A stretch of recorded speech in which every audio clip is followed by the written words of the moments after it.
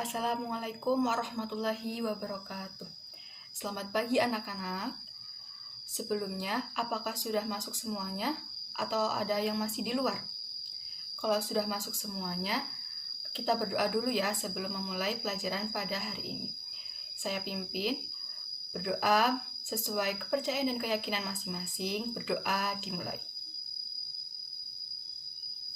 Cukup berdoa selesai. Nah, sebelumnya kita presensi dulu ya. Saya panggil satu-satu, nanti yang dipanggil namanya silahkan tunjuk tangan. Yang pertama, ada Ani. Apakah masuk? Ya. Kedua, ada Budi. Budi masuk. Selanjutnya, Cici. Cici masuk. Ketiga, ada Dea. Dia masuk. Oh, izin ya. Sakit? Oke, sakit. Saya tulis sakit ya. Selanjutnya, Endah masuk. Oke, berarti yang tidak masuk hanya satu ya, karena sakit. Kita doakan semoga teman kita lekas sembuh. Oke, sebelumnya mungkin yang di pojok-pojok yang dekat dengan jendela, boleh jendelanya dibuka dulu, kordennya dibuka dulu, agar nanti udaranya bisa masuk dan juga sinar matahari bisa masuk, jadi kelihatan mana yang segar, mana yang ngantuk ya. Oke, sudah, terima kasih. Sebelumnya sudah siap belajar ya. Tolong bukunya, modulnya dibuka seperti ini. Ada yang belum punya mungkin? Nah, bisa tunjuk tangan yang belum punya. Saya harap yang belum punya segera punya ya, karena pembelajarannya itu saya memakai modul ini. Nah, kalau teman-teman tidak punya, nanti sulit untuk mengikuti pelajaran yang akan saya sampaikan, karena materi dan juga tugas itu saya ambil dari modul ini. Oke? Nah, oke, selanjutnya itu ada jenis-jenis dongeng. Jenis-jenis dongeng itu ada apa aja? Pertama, di sini dijelaskan ada mite. Mite itu apa? Dongeng yang bercerita tentang kehidupan makhluk halus. Ada setan, yang bilang setannya jangan mendekat ke saya bukan setannya ya. Ada jin, ada dewa dan dewi. Dicontohkan ya, di sini itu ada dongeng tentang Dewi Sri. Itu bercerita tentang Dewi Padi yang baik hati. Yang kedua itu ada legenda. Legenda itu apa? Di sini dijelaskan legenda itu sebuah cerita yang lahir di tengah masyarakat yang hubungan dengan suatu keadaan atau suatu peristiwa yang terjadi pada saat itu dan melahirkan suatu asal-usul atau nama daerah atau keadaan alam yang terjadi. Contohnya apa? Contohnya nih, di sini ada Banyuwangi. Banyuwangi itu bahasa Jawa. Kalau di bahasa Indonesia kan itu banyu artinya air, wangi itu harum. Kok bisa ada nama Banyuwangi itu bagaimana? Itu ada asal-usulnya. Gimana diceritakan dalam dongeng legenda ini ya. Terus ada tentang Malin Kundang. Malin Kundang itu menceritakan tentang seorang anak yang durhaka terhadap ibunya. Kemudian si ibu mengutuk anaknya itu menjadi batu. Dalam kehidupan nyata kan tidak ada ya seorang ibu yang mengutuk anaknya menjadi batu. Nah, di situ kan ada nilai pendidikannya. Pendidikannya apa? Bahwa kita sebagai anak tidak boleh berani terhadap orang tua, tidak boleh mengungkap apa yang dibilang dengan orang tua itu. Selanjutnya ada fabel. Fabel itu apa? Fabel itu dongeng yang dimana tokoh-tokohnya itu diceritakan oleh atau ditokohkan oleh hewan. Seperti contohnya ada si kancil. Ya kan ada lagunya itu kan ya. Si kancil anak nakal, suka mencuri ketimun. Ayo lekas dikurung, jangan diberi ampun. Nah, si kancil ini tuh merupakan dongeng yang sangat legendaris. Dari saya masih kecil atau mungkin dari zamannya orang tua kita itu sudah tahu tentang dongeng si kancil ini. Contoh lain apa? Mungkin teman-teman sering lihat atau mungkin masih ada ya di televisi, itu ada acara televisi menceritakan tentang dongeng. Biasanya yang menceritakan itu seorang kakek terhadap dua cucunya, yang satu laki-laki, yang satu perempuan. Terus diawali dengan pada zaman dahulu, masih ingat ya? Nah, terus selanjutnya itu ada hikayat. Apa itu dongeng hikayat? Di sini dijelaskan bahwa hikayat adalah sebuah jenis dongeng yang berkisah tentang suatu kehebatan maupun kepahlawanan seseorang, lengkap dengan kesaktian, keanehan, serta mukjizat dari tokoh utama itu. Contohnya apa? Di sini ada contohnya hikayat si miskin. Selanjutnya ada dongeng parabel, yaitu dongeng yang menggunakan suatu perumpamaan yang menggunakan kiasan-kiasan.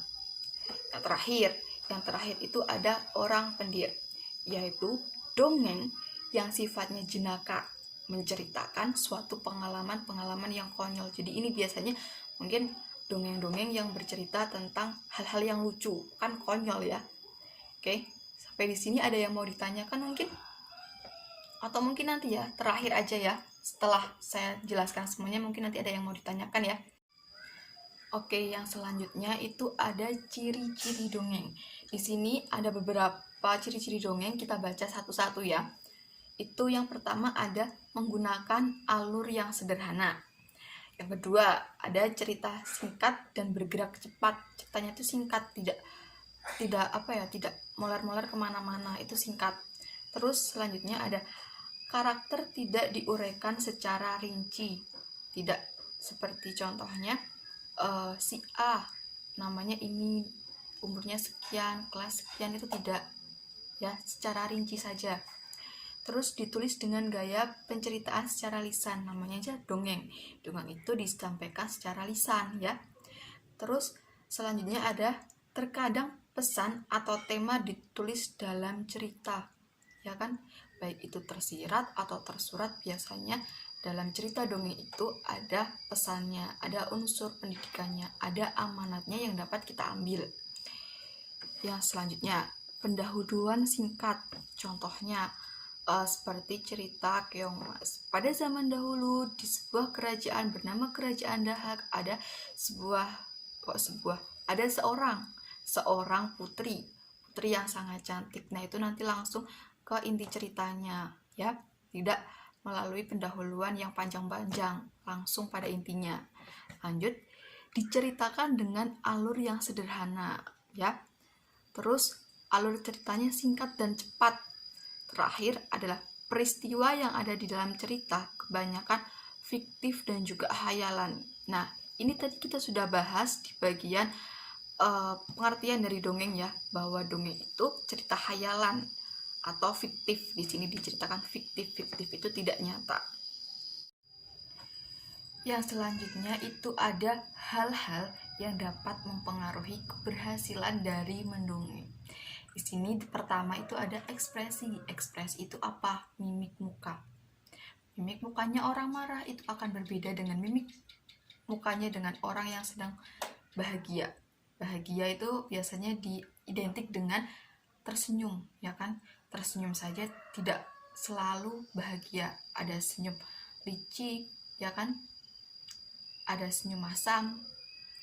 Terus misalnya orang yang sedang marah itu biasanya mukanya itu ada di mata. Matanya biasanya melotot. Mata melotot aja itu tidak hanya orang yang sedang marah. Orang yang sedang kaget pun itu biasanya matanya akan melotot. Yang kedua, ada gerak tubuh. Misalnya kalau kita lagi bau, biasanya apa? Identik dengan akan menutup hidung. Kita menolak, kita biasanya akan tidak, gitu kan? Selanjutnya ada suara. Suara itu menggambarkan karakter. Ciri karakter setiap tokoh itu berbeda-beda. Misalnya kita memerankan seorang bapak-bapak dengan seorang ibu-ibu, pasti suaranya akan berbeda. Ibu-ibu dengan anak perempuan itu akan berbeda. Bapak-bapak dengan anak laki-laki juga akan berbeda. Itu karakter atau suara ya. Selanjutnya ada menggunakan media atau properti. Dongeng itu biasanya berkaitan dengan anak kecil, ya kan? Audiensnya biasanya anak kecil. Anak kecil itu biasanya akan tertarik dengan hal-hal yang menurut mereka itu lucu, ya kan? Kita bisa pakai wayang, boneka, atau mungkin kita bisa gambar jari-jari kita. Itu ada iklan, ya kan? Jari-jarinya digambar karakter. Itu juga bisa. Itu adalah hal-hal yang dapat mempengaruhi keberhasilan dari mendongeng. Nah, mungkin sampai di sini ada yang mau ditanyakan sebelum saya akhiri? Jelas semuanya ya? Mungkin nanti kalau ada yang kurang jelas bisa ditanyakan ke saya di luar jam pelajaran. Oke, sebelum saya akhiri, untuk minggu depan saya memberikan tugas buat teman-teman semuanya, yaitu menyiapkan 1 buah dongeng. Kalian buat skripnya, nanti skripnya dikasih ke saya. Kalian tampilkan untuk maju ke depan, boleh pakai properti ya.